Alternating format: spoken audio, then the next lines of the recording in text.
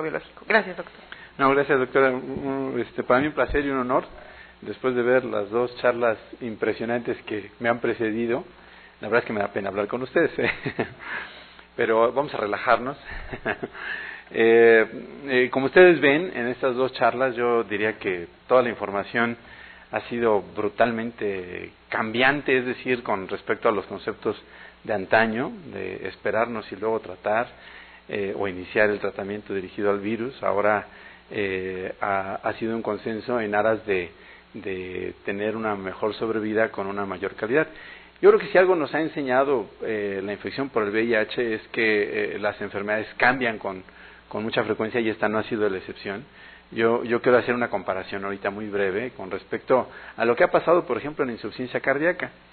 Cuando nosotros éramos estudiantes y aprendíamos la insuficiencia cardíaca, pues nos maravillaban los conceptos de Killip y Kimball y la medición de la funcionalidad cardíaca a través de Forrester, de la escala de Forrester. De tal manera que, pues realmente yo veo esa enfermedad como la insuficiencia cardíaca y ha cambiado poco. O sea, realmente las aportaciones, pues de no ser los nuevos sinodilatadores, creo que no ha habido una aportación mayor. Pero el VIH ha sido una aportación brutal desde todos los ángulos, con una lluvia de información como la que hemos visto en las dos pláticas precedentes, no solamente también de tuberculosis, sino también de nefropatía, que de verdad yo gratamente, la verdad es que no había podido tener la oportunidad de estar con la doctora Jessie, porque habían sido manejar un laboratorio que ahora les voy a mostrar un tanto complejo, y de tal manera que pues tratar de incorporarme a este tren de información que se genera en el CIENI y en todo el instituto era un poco difícil. Por eso, pues realmente los primeros meses estuve seriamente ocupado ahí tratando de hacer algunos ajustes, que es lo que quiero mostrarles un poquito ahora, con algunas dificultades en el diagnóstico que nos topamos siempre, de verdad.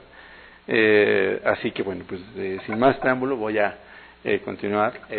La parte del diagnóstico yo lo pongo en una pirámide que está soportada desde luego en su base por la clínica, con problemas generales, abordaje inicial, es decir, pero con clínicas de múltiples especialidades. Ya vemos que hay expertos, ya no solamente en la nefrología, sino en la nefrología del VIH, que de verdad es un reto. Lo mismo dentro de la cardiología, que enfoca las complicaciones, aborda las complicaciones en el VIH, y desde luego estas situaciones inmunológicas que hacían alusión antes en el síndrome de respuesta inflamatoria, o de reconstitución inmune, en el VIH, que de verdad es una tormenta inmunológica, y hay muchas comparaciones, ¿no?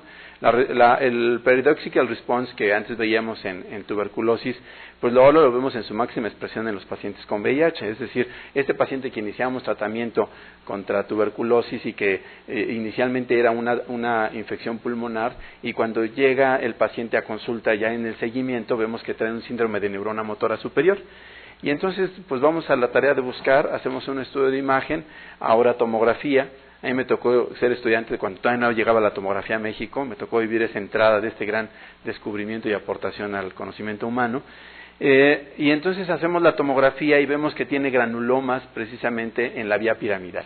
Y entonces eso nos explica lo que no pudimos ver antes cuando el paciente estaba en la anergia con tuberculosis.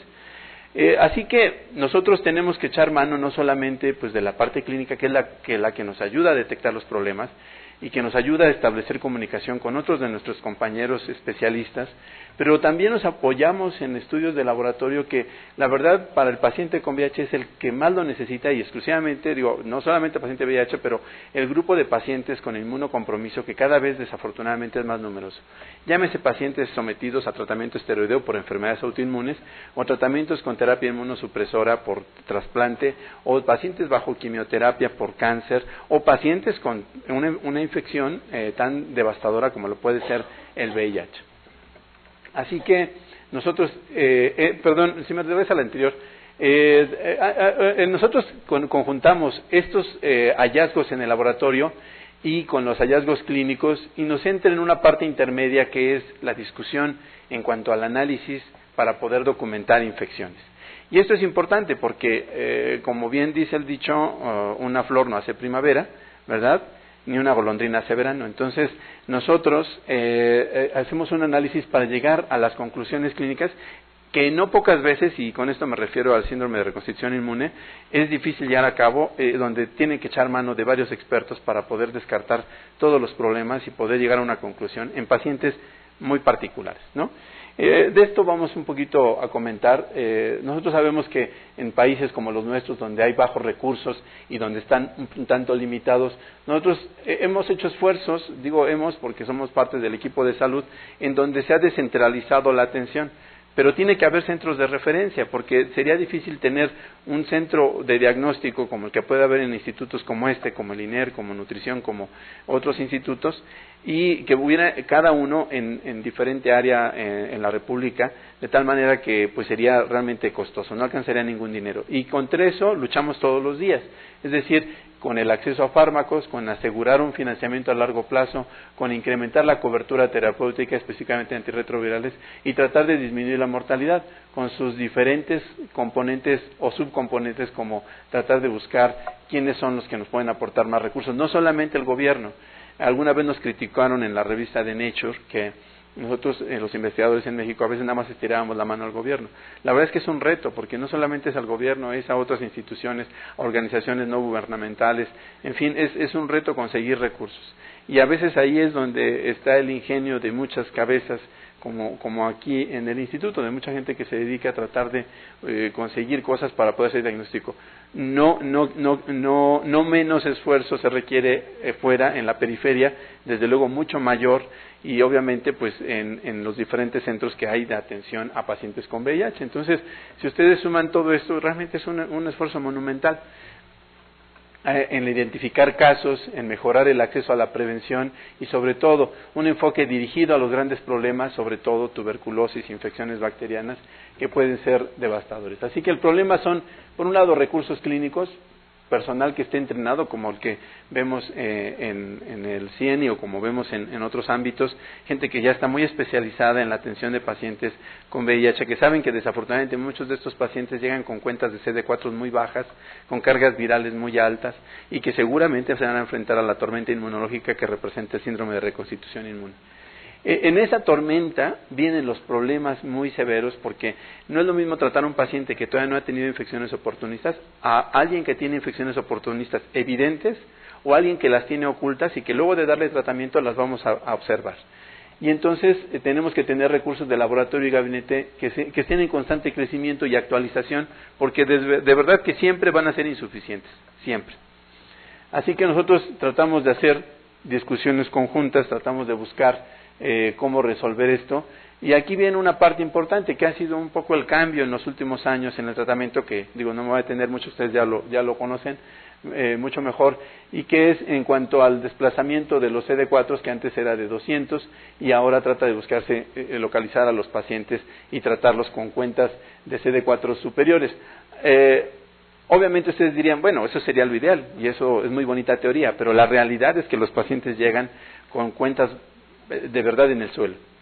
Y entonces, ¿por qué este cambio de subirlo a 350 y no a 200 o a menos de 200? Porque vean cómo conforme van cayendo los CD4, vamos enfrentándonos a diferentes oportunistas que obviamente va a ser más difícil de abordar por las interacciones que ya comentaba la doctora hace un momento en la plática que me ha precedido, y que todas estas interacciones vuelven de verdad un reto de inteligencia para resolver el problema del paciente que está en estos niveles, en donde se puede enfrentar a múltiples patógenos concomitantes, que va a ser también difícil de documentar en no pocas veces. Vean cómo aquí en 200 por debajo, esta es la tormenta, y los que están aquí y que van a recibir tratamiento y que se enfrentan a tuberculosis, a una meningitis por Cryptococcus neoformans, que además se replicó el citomegalovirus, en fin, que además tienen un linfoma asociado probablemente a Epstein-Barr o a otros agentes virales, va a ser más complicado de manejar que lo que podría ser en estos. Así que uno de los esfuerzos principales es sacar del diagnóstico a esta población que es más difícil de atender para llevarla a esta parte. Obviamente la atención en estas esferas es sumamente compleja y plantea retos de diagnóstico muy, muy importantes. El servicio de microbiología del instituto, microbiología clínica, está compuesto por 4 laboratorios básicos, fundamentalmente el laboratorio de micobacterias, de hongos, de bacteriología convencional y biología molecular. Pero nosotros tenemos necesidades que hemos identificado, un laboratorio de parasitología y un laboratorio de virología de cultivo celular. ¿Por qué es importante? Porque desafortunadamente nosotros tenemos que tener una retroalimentación muy estrecha afortunadamente con mis colegas para poder conocer las necesidades que tienen ellos y poder ir picando piedra para construir un laboratorio sólido que pueda identificar a prácticamente la totalidad de los patógenos. Ese es nuestro sueño, de una manera directa o de una manera indirecta, como una evidencia clara de que las infecciones latentes pues generalmente no producen síntomas y las infecciones activas en donde el virus está replicando y además cambia su conformación genética, su disposición genética, es notablemente diferente, pero que en el paciente con VIH puede hacerse evidente una vez que se inicia el tratamiento. ¿Por qué? Porque yo pongo al sistema inmune como un perro de casa. Si ustedes se imaginan un perro de casa, es un perro que nos resguarda y nos da cierta seguridad. Nosotros preferimos a los perros en México que las armas en Estados Unidos, ¿verdad? Y entonces ese perro está puesto con una cadena, así está el sistema inmune. Yo le pongo a esa cadena, le puedo poner el nombre de tratamiento, inmunosupresor, o le puedo poner o le puedo poner a esa cadena el nombre de VIH, virus de la inmunodeficiencia humana. Esa cadena tiene contenido al perro que se llama sistema inmunitario. Si yo quito esa cadena, obviamente quito al virus o quito la terapia inmunosupresora, ¿no? Entonces el perro se desata y obviamente va a acabar con el patógeno, pero también va a causar una serie de estragos en la casa. Seguramente defecará en la sala, seguramente se orinará en el jardín, seguramente tirará macetas y le sacará la tierra, seguramente causará muchos destrozos. Eso mismo pasa con el sistema inmune cuando se da tratamiento y entonces se empieza a localizar un patógeno en diferentes partes del cuerpo. Vamos a imaginarnos que hay un linfoma que está infiltrando las paredes del intestino, yo le doy tratamiento y de repente el sistema inmune se dispara y entonces va a destruir a las células que están ocupando la pared del intestino pero que son parte de un linfoma. Y en ese momento espontáneamente causa una perforación. Y uno se queda haciendo cruces, ¿y de dónde vino esta perforación? Y empieza uno a investigar ciertas cosas. El patrón de abordaje va a ir cambiando conforme pasan los años y vamos a poder saber a qué se está exponiendo un paciente. De tal manera que la serología no sería una herramienta a despreciarse, porque nos podría saber si un paciente ya tuvo Epstein-Barr, si ya tuvo CMV, si ya tuvo herpes simple, cuáles son los patógenos a los que se puede enfrentar y que estaban ahí ocultos, porque el sistema inmune estaba amarrado por el virus, y entonces en cuanto le doy tratamiento se dispara el sistema inmune y va a localizar en todos los sitios al patógeno. Entonces nosotros nos podríamos auxiliar sabiendo que hay el antecedente. Pero necesitamos el cultivo viral convencional o el cultivo viral que aceleramos. ¿Cómo lo aceleramos? Pues a veces echamos a nadar las células y hasta que llegan aquí lo podemos, pueden ponerse en contacto, brinca el virus se replica, causa un efecto sobre las células.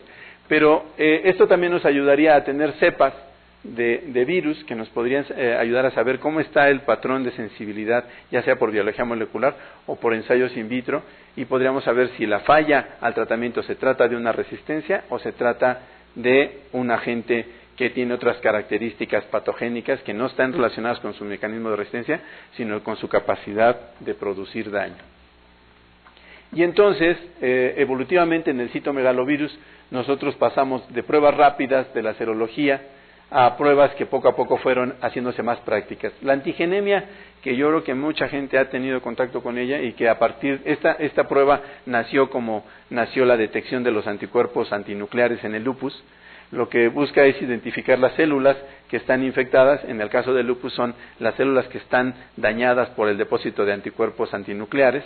Y entonces vemos cómo un neutrófilo se pinta en una cama de células donde no están infectadas por el citomegalovirus. No quiere decir que el citomegalovirus esté infectando a todas las células, a unas cuantas, pero en la medida que esté infectando a mayor número de células, mayor enfermedad.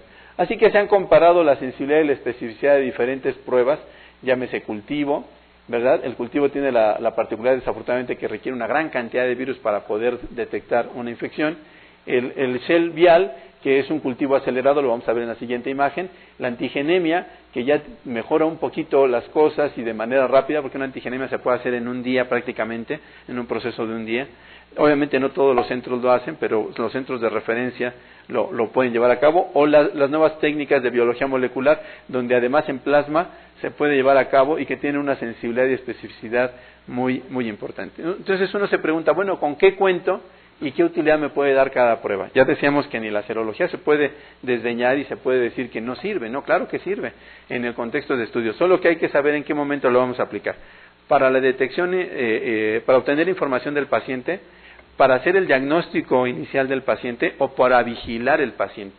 Y en este caso la antigenemia pues era tomar un grupo de leucocitos, exponerlos aquí en la laminilla, fijarlos, luego permeabilizar la membrana con un detergente, aplicar anticuerpos específicos contra el virus, y entonces una vez que lo sacábamos del tubito de BH, sacamos los leucos, los permeabilizamos, ponemos los anticuerpos, fluorescen y ya los podemos identificar como lo vimos en la laminilla anterior. Si nosotros queremos hacer un cultivo acelerado como el Shell vial, que era donde aceleramos las células, las centrifugamos y las ponemos en contacto con las células, el virus brinca rápidamente, no tiene que atravesar todo el océano del medio de cultivo, sino que ahí prácticamente entra en contacto con las células, las infecta, y este cultivo lo podemos tener en 72 horas, ¿no? Esa es un poco la meta hacia donde vamos un poquito, para tratar de ayudarle al clínico a tener diferentes herramientas de las que pueda disponer y pueda en una de estas tener mayor oportunidad de documentar una infección. Ustedes dirían, bueno, pues esto no lo tengo yo a mi alcance, pero sí se pueden establecer canales de referencia para poder enviar a los pacientes. Lo que decía la doctora en su plática, bueno, pues si yo no tengo el recurso y veo que este paciente está muy complicado, lo puedo derivar y puedo tener lugares donde se pueden derivar estos pacientes.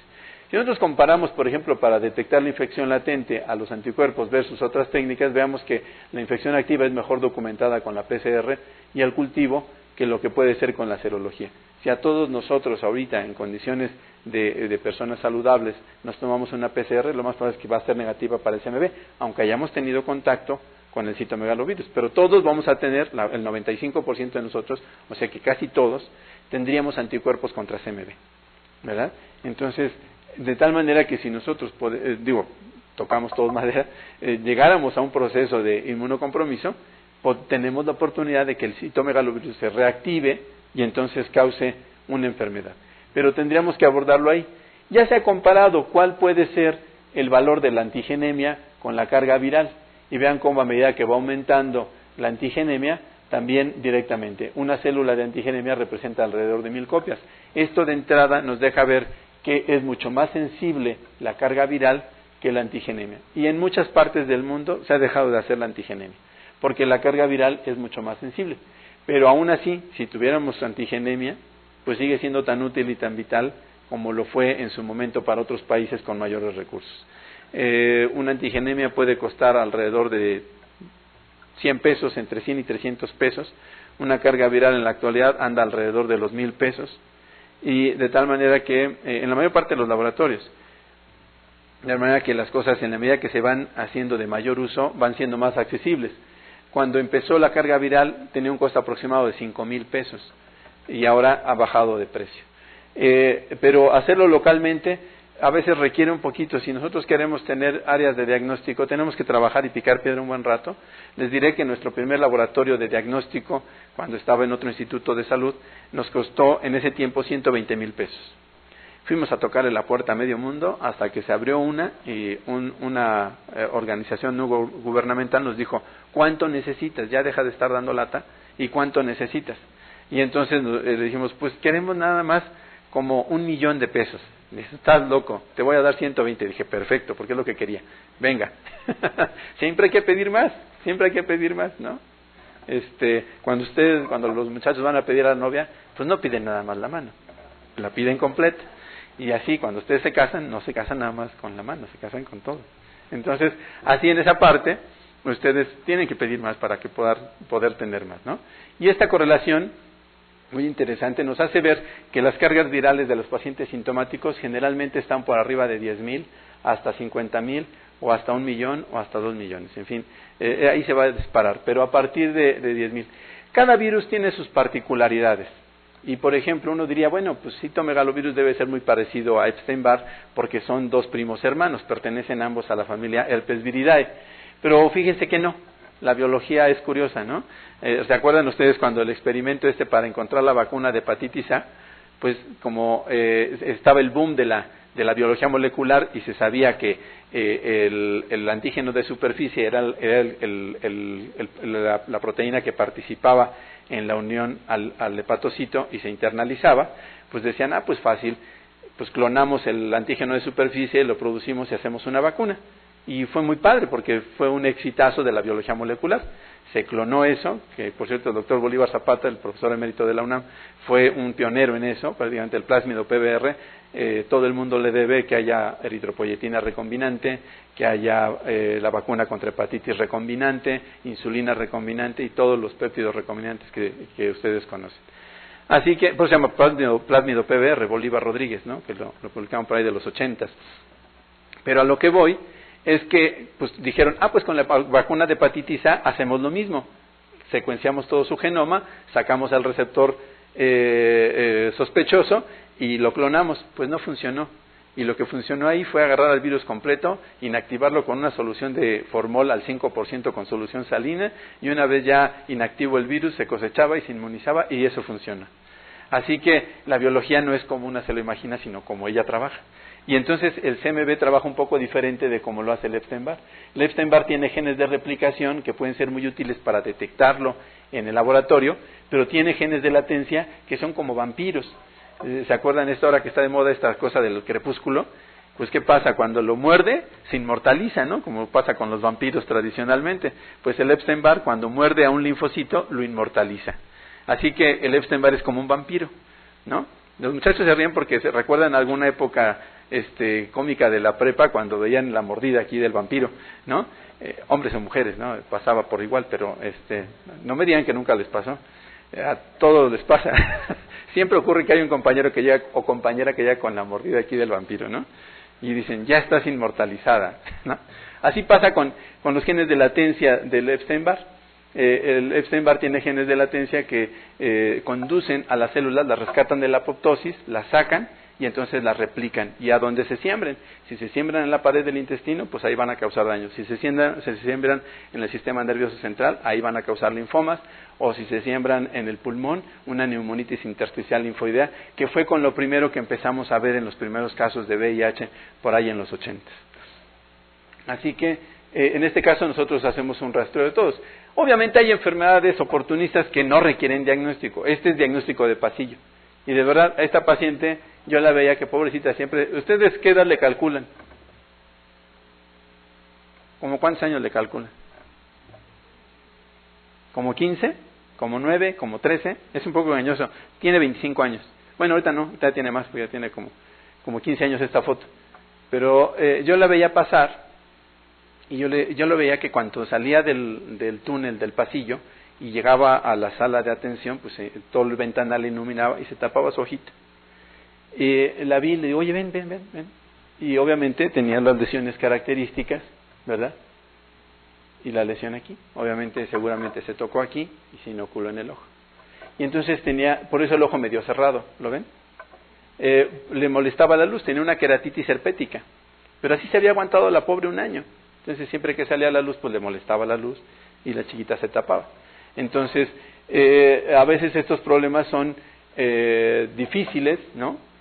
Porque estos requieren un año a veces de tratamiento, porque si no recurre y está todo el tiempo. Lo cultivamos y vean el efecto citopático. A veces ni siquiera se requiere la inmunotensión, porque en horas el herpes simple crece de manera brutal.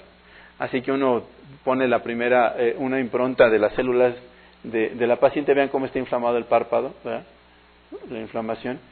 Y crece en el medio de cultivo muy rápido. El herpes crece rápido, el citomegalovirus hay que esperar 14 días o 20 días para verlo, y con las pruebas de biología molecular, pues rápido.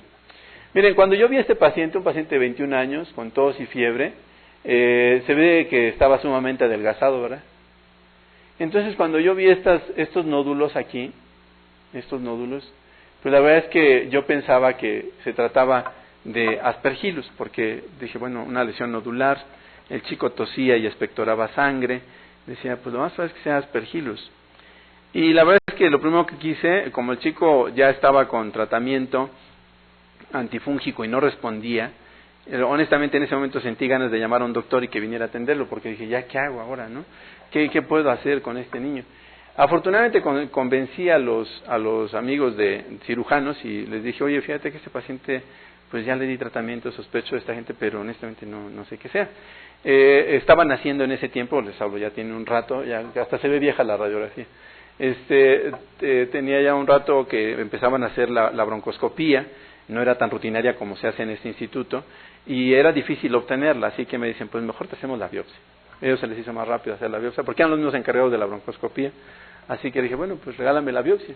Y la sorpresa de todos fue que encontramos, esta es la tomografía, vean estos nódulos, pues decíamos, pues la otra cosa es que pudiera ser hasta un linfoma, que hubiera hecho siembras, una enfermedad neoplásica que hubiera dejado ahí varios nódulos, o que fuera otro patógeno, ¿no? Les digo, yo les juro que tenía ganas de salir corriendo a buscar a un médico, pero la sorpresa fue que cuando nosotros vimos la biopsia, pues había unos cuerpos que se tiñeron con la tinción de Grocott, y que estos cuerpos, pues obviamente, ya nos decían, pues con razón falló, ¿no? Pues sí, es verdad que es un hongo, pero tiene un comportamiento como parásito y se trata con un antibiótico, ¿no?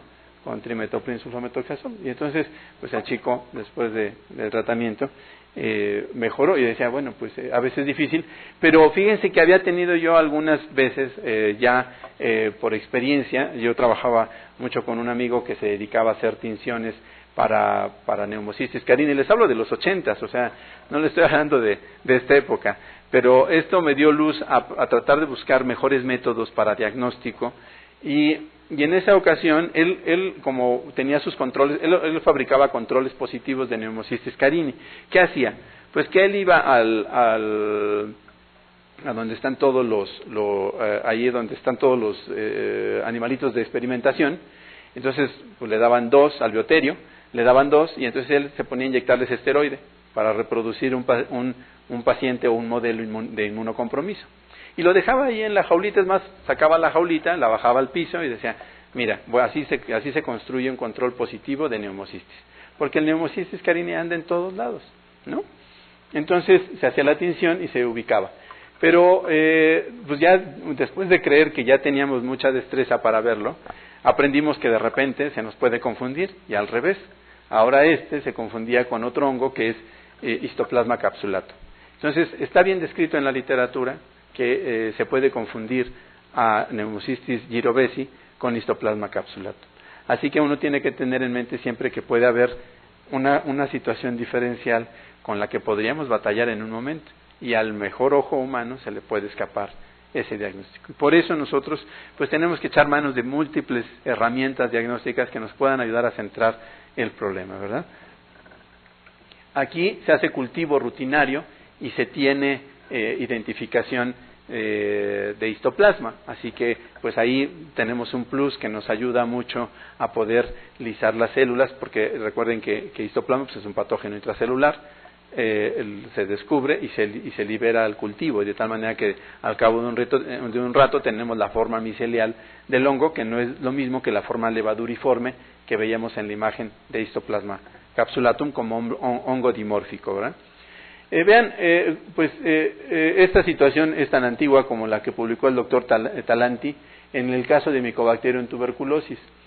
Actualmente el instituto por siempre, desde que yo era alumno aquí, desde que el doctor Rebora era mi maestro, se ha cultivado tuberculosis y desde principios de siglo, por ahí de los 30, este fue un hospital creado y diseñado para atender a pacientes con tuberculosis. Así que la tuberculosis es como el patógeno de la casa, ¿no? Es como la carta de presentación. Y bueno, pues en ese tenor hemos tratado de buscar cómo tratar de ayudar a mis colegas clínicos. Yo también soy clínico, pero la verdad es que me he alejado un poquito de la clínica y me voy un poquito más a la parte microbiológica, aunque hago terapia intensiva los sábados y domingos y vendo mole por ahí en una esquina, me van a ver después, pero pues trata uno de ayudar en este esfuerzo, que uno ve a mis compañeros que de verdad yo los admiro mucho, y en ese sentido pues el doctor Talenti publicó la secuencia del gen de la RNA polimerasa que depende del DNA, y que se encuentra en Escherichia coli y que se encuentra en Mycobacterium tuberculosis. Lo interesante del doctor Amalio Talenti, que también él ha publicado mucho sobre Epstein-Barr y se le ha aprendido mucho al doctor Talenti sobre Epstein-Barr. De hecho, esta imagen que les puse del genoma es un poco construida a partir de información otorgada por el doctor Talenti, pero la situación aquí es que el doctor Talenti ve que las mutaciones que ocurren tanto en Escherichia coli como en Mycobacterium tuberculosis de manera espontánea se presentan casi en la misma posición, ¿no? Aproximadamente corresponde a la posición 516, la 526, 531 y 533 de Mycobacterium tuberculosis. De tal manera que nosotros identificamos que puede haber varias sustituciones por diferentes aminoácidos, que es lo que confiere la resistencia al gen de la rifampicina. Vean cómo también lo posee Escherichia coli, por eso rifampicina pues es activa contra Escherichia coli, contra Pseudomonas aeruginosa y contra otros agentes, no es exclusivo de la tuberculosis. Pero vean cómo estas sustituciones, algunas sustituciones no dan cambios en aminoácidos, otras sí. Por ejemplo, aquí TTT y TTC no dan cambio en la posición del aminoácido, ambas codifican para fenilalanina, pero otras pueden que sí sean significativas y sustituyan GAC por AAC o GTC, ¿verdad? Y esto es lo que ahora hacemos en el laboratorio y tratamos de rastrear los genes de resistencia. La doctora que me precedió mostraba algunos datos, bueno, de las evidencias. Ellos trabajan más con GeneXpert, lo cual es una herramienta muy valiosa porque no solamente detecta la bacteria, sino también la resistencia a rifampicina en posiciones muy parecidas. De hecho, nosotros hemos a veces contrastado nuestros resultados y concuerdan, ¿no? Pues tratamos de pegarnos a la gente que tiene más experiencia, ¿verdad? Y nosotros hacemos un rastreo completo de los genes de las cepas que no mutan comparado con las posiciones, buscando localizar las posiciones que sí son mutaciones que representan más del 85% de las mutantes. Así que nosotros hacemos una hibridación reversa y vemos cómo rastreamos a los genes. Aquí son las diferentes cepas que hemos probado. Llevamos actualmente probadas más de 360 cepas en el laboratorio.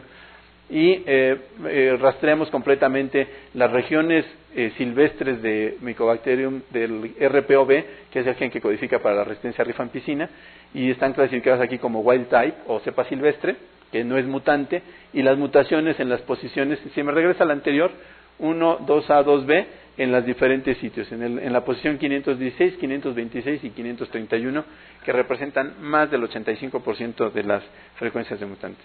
Ahora nosotros vamos a un poco más allá, porque queremos ahora encontrar si esta proporción, ustedes saben que en tuberculosis siempre va a haber una proporción de cepas, bueno, va a haber coexistencia de dos cepas, una cepa sensible y una cepa mutante. Eso en las infecciones es muy habitual, muy común.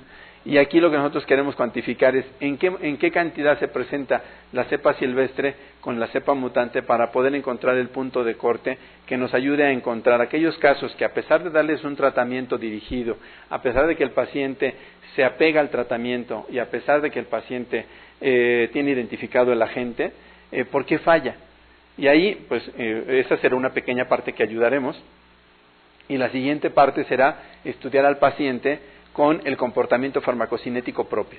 Habrá pacientes que seguramente depurarán rápidamente a la rifampicina y tendremos que apoyarnos en la farmacogenómica, y algunos que depurarán rápidamente la rifampicina, o algunos que a lo mejor depuren rápido uno y el otro aumente la concentración. Eso es lo que ese probablemente sea un poco del futuro de la aproximación en la tuberculosis para precisar. Porque déjenme decirles que hasta el 30% de los pacientes que incluso no son inmunocomprometidos y que tienen tratamiento bien cumplido, que está observado directamente, falla al tratamiento a pesar de ser una cepa sensible.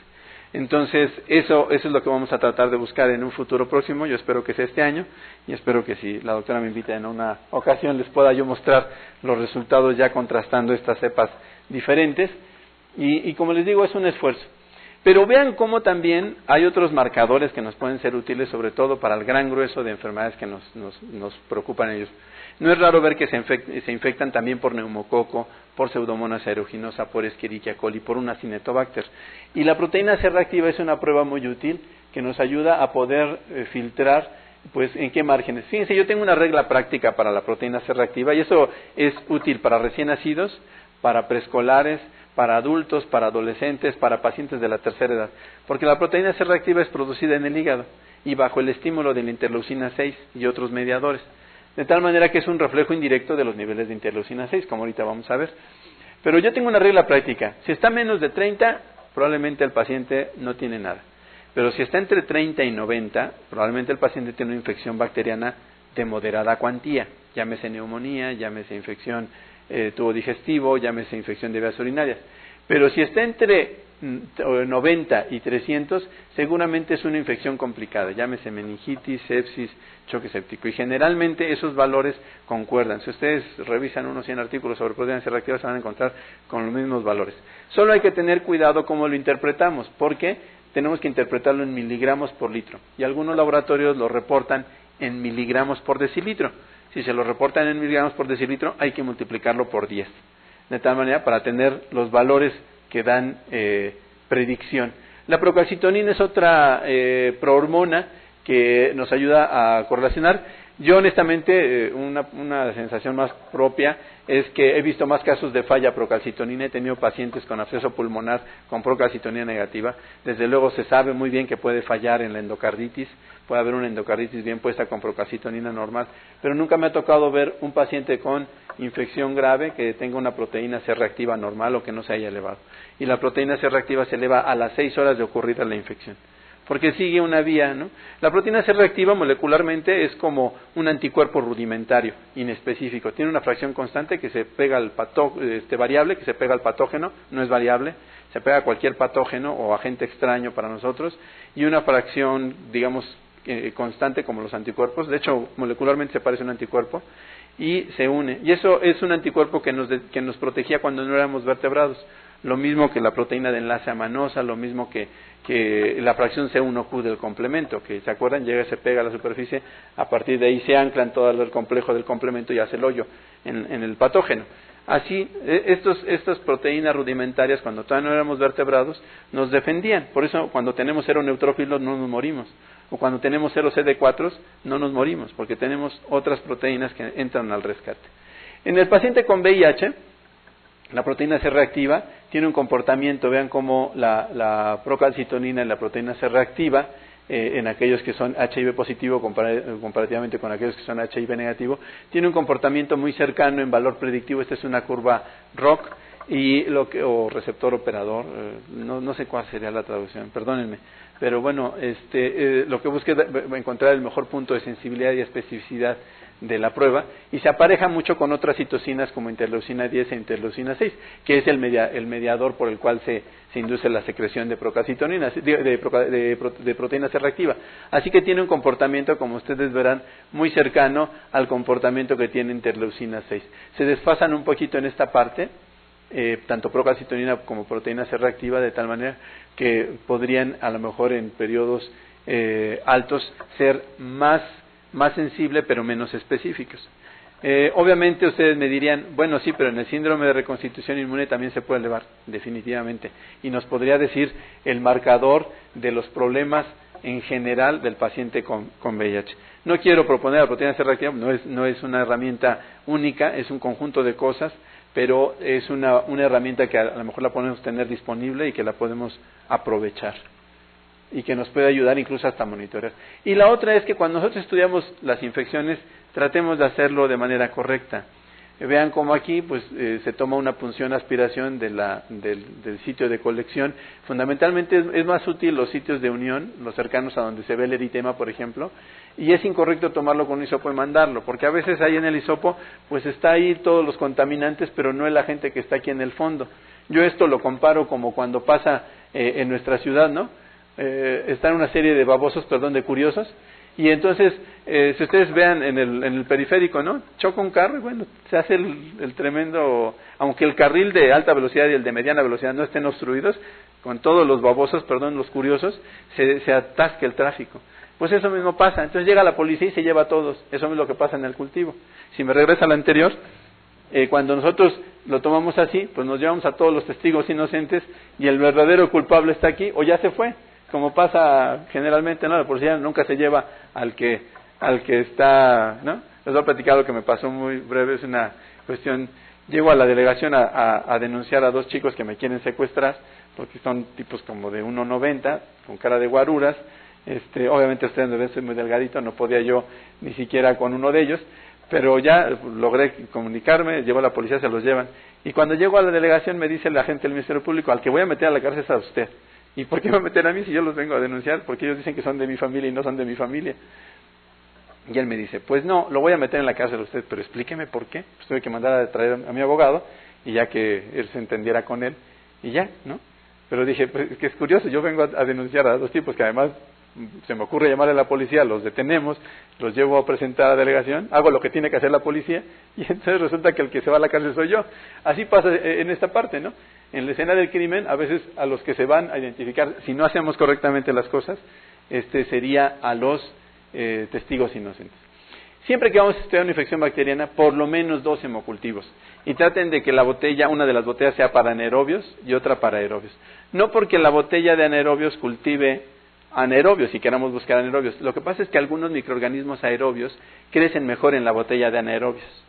Entonces, eso es algo que queremos que siempre, por lo menos 2 botellas de hemocultivo, siempre que estudien a un paciente con sospecha de infección, de sitio diferente, ¿no? Porque de repente hacemos trampa, ¿no? Tomamos 20 mililitros y ponemos 10 y 10, o ponemos 5 y 5, y ya, pues ya tenemos los 2 hemocultivos, ya cumplí. No, de sitios diferentes, porque nos sirve para controlar los contaminantes, ¿no? Entonces, siempre 2 hemocultivos. Y bueno, los problemas reales, ya decía al principio, tenemos brechas importantes entre las necesidades y los recursos. Alrededor del 47% de los pacientes con infección por VIH requieren tratamiento antirretroviral. Y esto, desafortunadamente, excluye a 1 de cada 2 que requieren ingresar a protocolos de rescate por riesgo de perder la vida. Eso es terrible, porque también nos chupa recursos del que el paciente llegue tan deteriorado y consuma todo lo que de repente en la terapia de rescate se lleva de los otros. Y siempre pues tratar de cambiar el chip a tratar de detectarlos un poco más tempranamente. Yo sé que es difícil porque ellos llegan de verdad hasta que... De hecho, a veces hasta cuando ya tocaron fondo y que están en terapia intensiva, a veces es posible que abandonen su tratamiento. Y dice uno, no puede ser posible, hijo. Si ya te arrancaron de la huesuda y todavía te quieres ir con ella, ¿no? Pero bueno, así pasa. Y sobre todo las coinfecciones que ya mis compañeros me han precedido en cuanto a agentes que pueden coincidir en la infección o coinfectar al paciente con VIH. Así que yo les agradezco de verdad su esfuerzo en estos minutos, su tiempo, y les doy gracias por la atención. Gracias.